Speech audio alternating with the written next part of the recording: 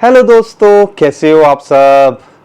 सच सच बताना, कल रात का बिटकॉइन का क्रैश देख के एक बार को तो डर लगने लगा था कि नहीं लगने लगा था, क्योंकि 4-5 हज़ार डॉलर का क्रैश कोई मजाक नहीं होता है। और बिटकॉइन 58,000, जिसकी हम हमेशा अक्सर बात करते हैं कि एक इम्पॉर्टेंट सपोर्ट है, और वहाँ से बाउंस बैक करके अब दोबारा 61,000 डॉलर्स के ऊपर चल रहा है। लेकिन मार्केट के अंदर ऐसा हुआ क्यों, और क्या मार्केट के अंदर और पैनिक देखने को मिलेगा? क्योंकि बिटकॉइन का क्रैश देख के डर तो लगा, लेकिन ऑल्ट कॉइन्स के रिएक्शन को देख के कहीं ना कहीं दिल को तसल्ली हो गई कि भैया ऑल्ट कॉइन्स ने भी बोल दिया है बस कर पगले, अब हमारे बस की नहीं है इससे और ज्यादा नीचे गिरना। और कहीं ना कहीं ये एक पॉजिटिव सिग्नल हमें बिटकॉइन के क्रैश में देखने को मिला, क्योंकि बिटकॉइन की अगर डोमिनेंस की बात करते हैं वो नीचे जाती जा रही है। और मुझे पता है मेरे ज़्यादातर, देखो बिटकॉइन तो देर सवेर में रिकवर कर जाएगा, टेंशन तब होती है जब ऑल्ट कॉइन्स रिकवर नहीं करते और बिटकॉइन के साथ धड़ाम से गिरते।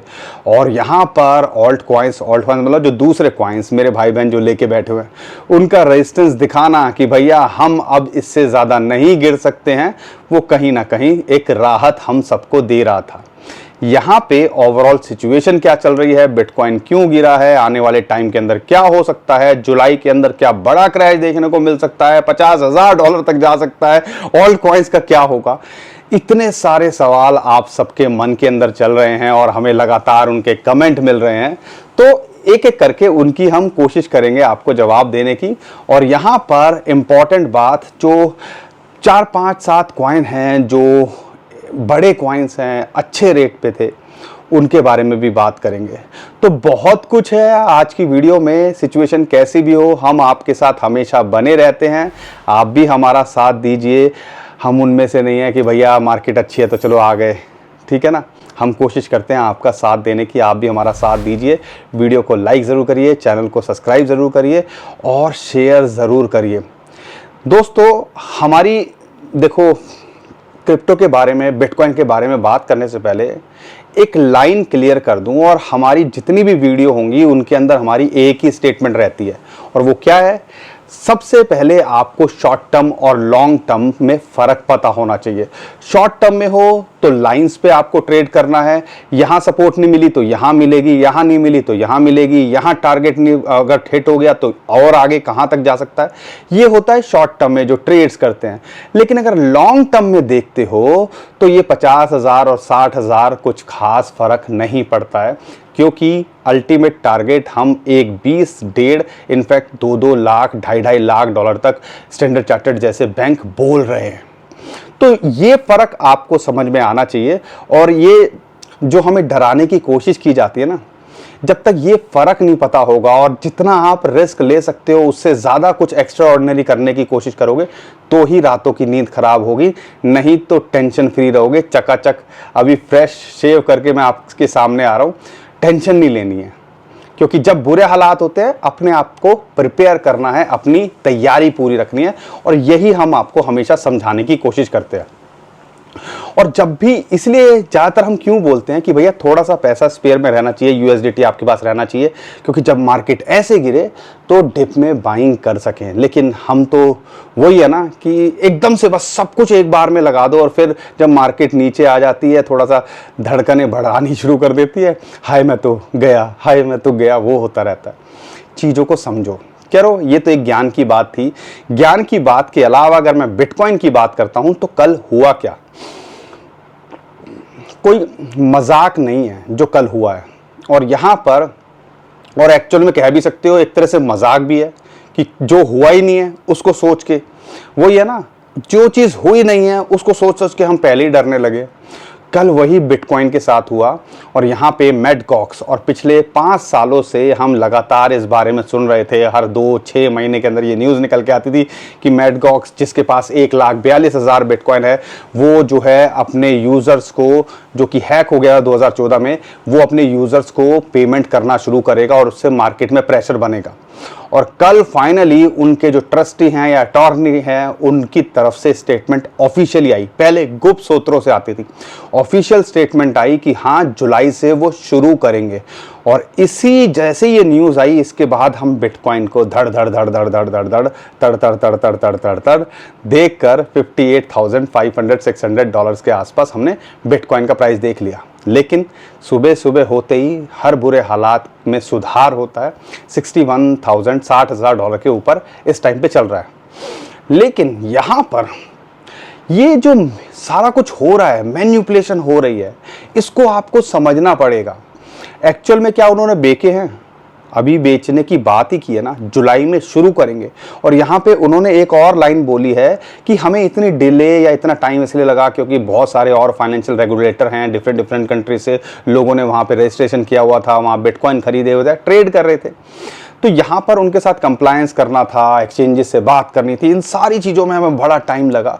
लेकिन हम जुलाई से स्टार्ट, जो बिगिनिंग ऑफ द जुलाई 2024 वहाँ से शुरू करेंगे और फिर कब तक करेंगे ये तो नहीं बताया। और यहाँ पर और ज़्यादा अपडेट के लिए उन्होंने एक लाइन छोड़ दिया कि हम करेंगे। ठीक है, अब यहाँ पर आपको जो बात समझने की है, ये जो लोग हैं क्या ये एक्चुअल में मार्केट को नहीं समझते होंगे? जो बेचारे 1,42,000 बिटकॉइन ट्रस्टी लेके बैठे हुए हैं या मेडगॉक्स लेके बैठा हुआ है, 1,43,000 बिटकॉइन कैश लेके बैठा हुआ है, क्या इनको ये बात नहीं पता होगी कि मार्केट के अंदर एकदम से हम अगर सबको दे देंगे और जो 2014 के अंदर लेके बैठे हुए हैं बिटकॉइन और वो $500,000 पे उन्होंने खरीदे होंगे और आज उनको $50,000-60,000 दिखेगा, तो भैया अच्छा खासा बंदा बोर आ जाएगा कि नहीं बोर आ जाएगा? इनको भी पता होगा। तो हमारे हिसाब से यहाँ पर ऐसा नहीं होना चाहिए कि ये इंस्टेंटली सबको देंगे। उन्होंने तभी बोला है कि पेमेंट स्टार्ट करेंगे, तो ऐसा लगता है जुलाई अगस्त ऐसे पार्ट पार्ट करके यहाँ पर पेमेंट की जाएंगी ताकि मार्केट पे इतना बड़ा प्रेशर ना पड़े। और कहीं ना कहीं यही समझदारी होनी चाहिए और यही एथिक्स कहते हैं। और हमें लगता है कि कहीं ना कहीं ये चीज़ें ये भी समझते होंगे। और उनके यूज़र से भी रिक्वेस्ट है पर्सनली मेरी कि कुछ भी हो सिचुएशन, अगर आपको थोड़ा देर में भी मिल जाएगा तो कोई फ़र्क नहीं पड़ेगा, कम से कम बिटकॉइन अगर सही रहेगा तो आपको अच्छे रेट मिलेंगे ना।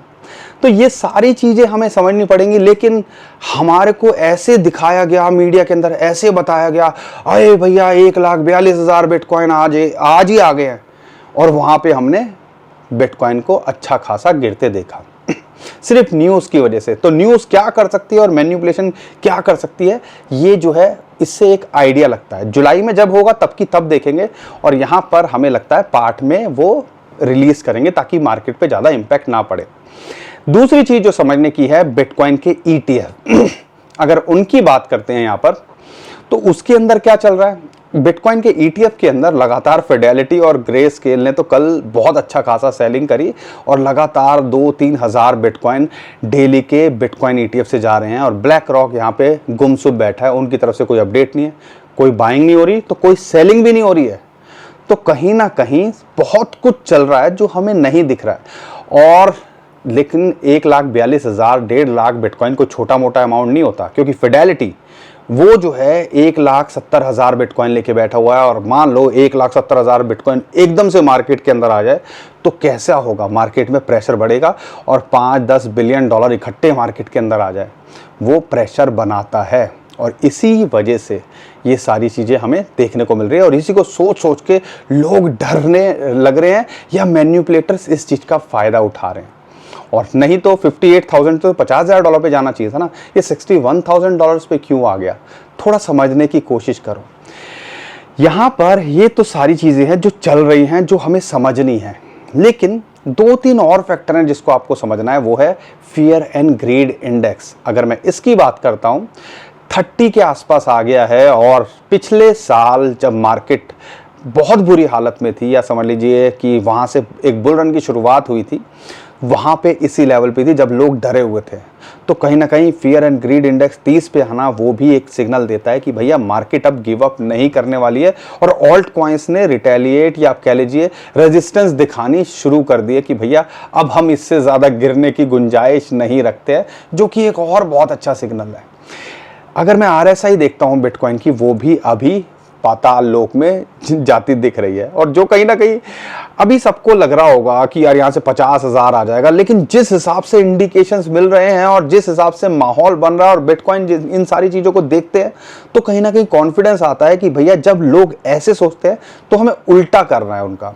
यहाँ से क्या होगा, 5-10 हज़ार डॉलर और गिर जाएगा ना, इससे ज़्यादा तो कुछ नहीं होगा ना। या आप ये सोच के बैठे हो 10-15 हज़ार या जीरो होने वाला है, वो एक अलग बात है, लेकिन ये चीज़ आप 15,000 पे भी सोचते थे और ये चीज़ 1.5 लाख पे भी होगी तब भी जब ऐसे झटके लगेंगे सोचोगे। इनसे थोड़ा अलग सोचो। लेकिन मेरे पास जो आज चार्ट है उसकी अगर मैं बात करता हूँ, 200 डे मूविंग एवरेज, अगर मैं इस चार्ट को थोड़ा सा आपको समझाने की कोशिश करता हूँ और इससे आपको एक फेयर आइडिया लगेगा कि यहाँ पे मैं आपको समझाना क्या चाह रहा हूँ। 2012 से ले लो और 2024 में है, 10-12 साल हो गए।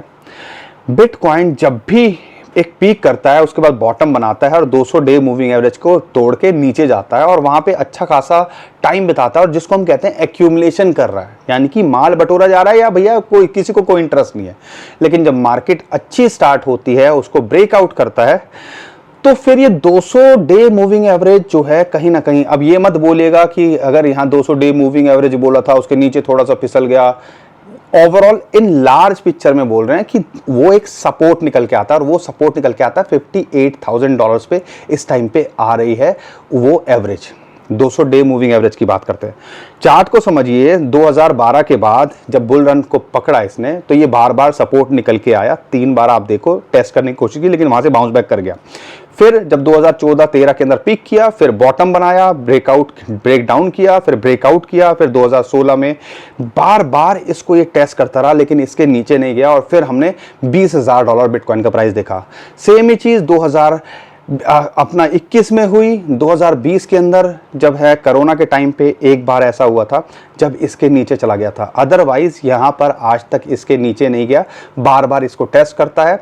और अभी देखो जब इसके नीचे गया था उसके बाद इसने बाउंस बैक किया और फिर लगातार ये सपोर्ट निकल के आया है लेकिन इसके नीचे नहीं गया है, जो कि एक अच्छा सिग्नल है। तो आप कह लीजिए फिलहाल के लिए, देखो मैं कहता हूं अगर 1,42,000 बिटकॉइन आ भी जाएं मार्केट के अंदर एक साथ तो ये टेम्परेरी हो सकता है, बहुत बुरा फेस हो, लेकिन अगर लॉन्ग टर्म में इसको ज़्यादा सस्टेन करने की कोशिश मत कीजिएगा। ये शॉर्ट टर्म में सारी चीज़ें चलती हैं क्योंकि बड़े बड़े महारथी बैठे हैं कि अच्छे रेट पे हमें मिले और हम डिप में बाइंग करें। तो ये $5-10 बिलियन कोई बहुत बड़ी बात नहीं होती है इन सब के लिए जो धुरंधर इस टाइम पे मार्केट के अंदर बिटकॉइन को लेके बैठे हुए हैं। तो ये 200 डे मूविंग एवरेज, अगर फिबोनाची की रेशियो देखता हूँ 0.786 या बिटकॉइन ETF की एवरेज बाइंग की बात करते हैं $56,000-58,000 के बीच में आ रही है, तो इसी को तोड़ना इतना आसान नहीं है। और बुरे हालात में आपकी चलो बात रखने के लिए, दिल रखने के लिए कि भैया 1,42,000 बिटकॉइन आ जाते हैं मार्केट के अंदर, अभी न्यूज़ आई है तो $5,000 टूट गया, तो यहाँ पर अगर आ भी जाता है तो इस जो इम्पॉर्टेंट सपोर्ट है $49,000-50,000 या माइनर्स की हम बात करते हैं उनका भी एवरेज कॉस्ट लगभग $51,000-52,000 एक बिटकॉइन बनाने की आती है, तो वो लेवल एक इम्पॉर्टेंट लेवल है। अगर वहाँ आ जाए तो बुरे हालात में उससे बुरा नहीं हो सकता, लेकिन हमारे हिसाब से तो ये $58,000-56,000 के जोन को ही तोड़ना बड़ा मुश्किल है इसके लिए। और यहाँ पर माइनर्स की भी सेलिंग हो रही है, इसका भी इंफॉर्मेशन निकल के आ रही है, लगभग 30,000 बिटकॉइन वो भी यहाँ पे सेलिंग प्रेशर बना रहे हैं। तो ओवरऑल ये बिटकॉइन को लेके चल रहा है। इतना आसान नहीं होता आपको समझाना, क्योंकि जो टफ टाइम होता है ना उसमें ये सारी बातें ना समझ में आती है और दिमाग सर से परे जाती है। बस इस टाइम तो हमें दिखता है कि भैया हमारे पैसे रिकवर हो जाएं और हम यहाँ से छोड़ छाड़ के भाग जाएं। और जो स्मार्ट बंदा है वो ये सोचता है यार कहीं से कुछ अरेंजमेंट हो जाए जिसमें मैं रिस्क भी ले सकूं और यहाँ पर थोड़ा सा एंट्री डिप में मिल जाए और मैं अगले 1-1.5 साल के लिए सो जाऊं और फिर देखूं 2024 एंड में 2025 के अंदर। ये दोनों अलग चीज़ें हैं, दोनों अलग अलग पर्सपेक्टिव हैं, सोचने का नज़रिया है। बाकी मैंने जो इतनी ज्ञान की बात बताई है कुछ समझ में तो आ रही है ना? अगर समझ में आ रही है तो वीडियो को लाइक करिए, चैनल को सब्सक्राइब करिए और शेयर ज़रूर करिए। हमारा भी मोटिवेशन बनाए रखिए, हाँ, और हमारा भी साथ देते रहिए जैसे हम आपका साथ देने की कोशिश कर रहे हैं, ठीक है। लेकिन अगर मैं चार्ट की बात करता हूँ, यहाँ से बाउंस बैक करता है तो इमीडिएट रेजिस्टेंस फिलहाल इसको लगभग $66,000 के आसपास मिल रही है, जहाँ पे 250 21 डे मूविंग एवरेज। तो आप कह लीजिए इमीडिएट रेजिस्टेंस ये हो सकता है, और उसके ऊपर जाता है तो 69 और $72,000 लगातार इसके लिए रेजिस्टेंस निकल के आ रहा है। ये शॉर्ट टर्म में सारी कहानी है। लॉन्ग टर्म में देख रहे हो धुरंधर जितने भी हैं, अगर स्टैंडर्ड चार्टर्ड की बात करता हूँ वो तो बोलते हैं इलेक्शन के आसपास या इलेक्शन के बाद में $1 से $1.5 लाख हो सकता है, $2.5 लाख इस बुल रन के पीक में हो सकता है। और अगर मैं बात करता हूँ रॉबर्ट का, ऐसा कि वो तो ये कह रहे हैं भाई साहब कल का ट्वीट देखा मैंने, डर क्यों रहे हो, ये तो बाइंग करने का टाइम है। अब किसकी बात माने किसकी ना माने, क्योंकि जैसी मार्केट थोड़ी नीचे आती है भैया डराने वाले भी बहुत बैठे हुए हैं और डरने वाले तो हम बैठे ही हैं। हमें तो बस मौका चाहिए, कोई डरा दे भैया, हम औने पौने दामों में अपने माल बेच के अपना छोड़े। और सब इसी टाइम पे वेट कर रहे हैं कि मेरे रेट आ जाए और मैं अपना निकलूं छोड़ छाड़ के। भैया मेरे बस की नहीं है इस मार्केट के अंदर रहना। समझो थोड़ा क्या होता है। $15-20 हज़ार पे भी यही हालात थे, दिल ऐसे ही रिएक्ट करता था, दिमाग सोचने की शक्ति खत्म हो जाती थी।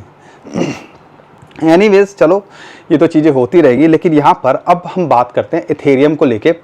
ईथर की बात करते हैं, जैसा हम उम्मीद कर रहे थे एक सपोर्ट है 0.618, माफ़ कीजिए थोड़ा गला ख़राब सा लग रहा है, 0.618 वो इंपॉर्टेंट सपोर्ट है, उसके नीचे गया। लेकिन इंटरेस्टिंग बात क्या है, वहाँ से बाउंस बैक कर गया है और फिलहाल ये सपोर्ट मिल रही है। अगर यहाँ नहीं अगर सब टिकता है तो $30,000 पे इसको इंपॉर्टेंट सपोर्ट है ही। लेकिन इंटरेस्टिंग बात क्या है, बिटकॉइन ने रिएक्ट किया, नीचे गया, लेकिन ऑल्ट कॉइन्स नीचे जाके एकदम से रिकवर करके और यहाँ पे अब जो है रेजिस्टेंस दिखा रहे हैं और बिटकॉइन की डोमिनेंस गिर रही है, जो कि एक कहीं ना कहीं तसल्ली देता है। और ऐसा लगता है कि चलो यार यहाँ पे भी रहेगा तो ऐसा लग रहा है कि भैया तू ही तो बिकेगा। ऐसा लग रहा है कि ऑल्ट कॉइन्स कह रहे हैं भाई तू ही तो बिकेगा, तेरे तो लगेंगे 1,42,000, तू ही तो सेल होएगा, हमें क्यों लपेटे में ले रहा है। कुछ ऐसा लग रहा है इस टाइम पे ऑल्ट कॉइन्स को देख के, और दिल को थोड़ी तसल्ली मिल रही है कि चलो यार यहाँ पे वो नहीं टूट रहे हैं। तो यहाँ इमीडिएट सपोर्ट है। और इथेरियम ETF की बात करते हैं, वो भी आने का एक्सपेक्टेड है। अगर ऐसा होता है तो यहाँ से बाउंस बैक करता है तो $4,000, यहाँ से $65,000-66,000 को बिटकॉइन टेस्ट करेगा तो ये $4,000 तक अब जाता दिख सकता है। मैटिक की बात करते हैं, और जितने ऑल्ट कॉइन्स हैं पिछले हफ्ते भर से पुरानी वीडियो देख लीजिएगा, यही बोल रहे थे अभी पिछले एक हफ्ते में बिना न्यूज़ के मार्केट गिरी थी, तो वहाँ तक ये आ सकता है और वहाँ आए तो एक एंट्री का मौका मिल सकता है। तो यहाँ पर एक जितने भी सारे कॉइन्स हैं उसी को रीटेस्ट करने की या गैप्स फिल करने की कोशिश की और वहाँ से बाउंस बैक कर गए विद इन नो टाइम। रातों रात में गिरे और रातों रात में बढ़ गए। तो यही बोलते हैं कि मौका मिले अच्छे रेट पे आए तो एंट्री बनाओ। मैटिक की बात करते हैं, $0.5 के आसपास एक अच्छी एंट्री थी, लेकिन $0.55 के नीचे मिल रहा है तो एंट्री बनाते रहिए। लॉन्ग टर्म में ये भी आपको निराश नहीं करेगा। ARB के साथ में भी सेम सिचुएशन थी, जो अभी रिसेंटली गिरा था वहीं उसने टेस्ट किया और वहाँ से बाउंस बैक कर गया और अब यहाँ पे थोड़ा सा अच्छा रिकवर करता दिख रहा है। तो $0.8 के आसपास मिल रहा है तो एंट्री यहाँ बनानी चाहिए। डॉज कॉइन की बात करते हैं तो $0.12 के आसपास एंट्री बनानी चाहिए। ये सारे कॉइन्स आपको 20-50% जिस हिसाब से लग रहा है रिकवर करते दिख सकते हैं और शॉर्ट टर्म में एक अच्छा प्रॉफिट बना के दे सकते हैं और लॉन्ग टर्म में भी अच्छा रिटर्न देने की हम उम्मीद करें दे सकते हैं। शिबा इनू की बात करते हैं, 1700 के आसपास मिल रहा है तो यहाँ लिया जा सकता है। एप्टॉस की बात करते हैं, $6.5 के आसपास यहाँ पे, और कल तो $6.5 के नीचे आ गया था तो यहाँ इसको लिया जा सकता है। ये भी शॉर्ट टू मिड टर्म में आपको एक अच्छा क्विक प्रॉफिट देके जा सकता है। अगर मैं बात करता हूँ इम्यूटेबल एक्स, सेम सारे कॉइन्स जो हैं पुराने अभी रिसेंट लो को उसने टेस्ट किया और वहाँ से बाउंस बैक करते दिख रहे हैं और $1.5 के नीचे या उसके आसपास मिल रहा है तो एंट्री यहाँ बनाई जा सकती है। और गाला की बात करते हैं, अगर ये 2500 के आसपास मिल रहा था एक बहुत अच्छी एंट्री थी, लेकिन 0.028 के नीचे मिल रहा है तो यहाँ एक एंट्री इसके अंदर भी बनाई जा सकती है। सोल की बात करते हैं, जैसा हम उम्मीद कर रहे थे 134 पे इसको सपोर्ट मिलनी चाहिए, वहाँ से नीचे गया $120-22 तक आया और वहाँ से रिकवर करता दिख रहा है। इंपॉर्टेंट सपोर्ट है 134, इसके नीचे अगर या इसके आसपास मिल रहा है तो एंट्री बनानी चाहिए और यहाँ पे लगता है कि ये यहाँ से एक $164 तक एक शॉर्ट टू मिड टर्म में आपको देके जा सकता है। ओपी की बात करते हैं तो अगर ये आपको $1.7 के नीचे मिल रहा है तो इसके अंदर एंट्री बनानी चाहिए। अच्छा खासा ये क्रैश किया है इमीडिएटली $2.4 के आसपास या $3 तक हम उम्मीद करें कभी भी ये आपको देके जा सकता है।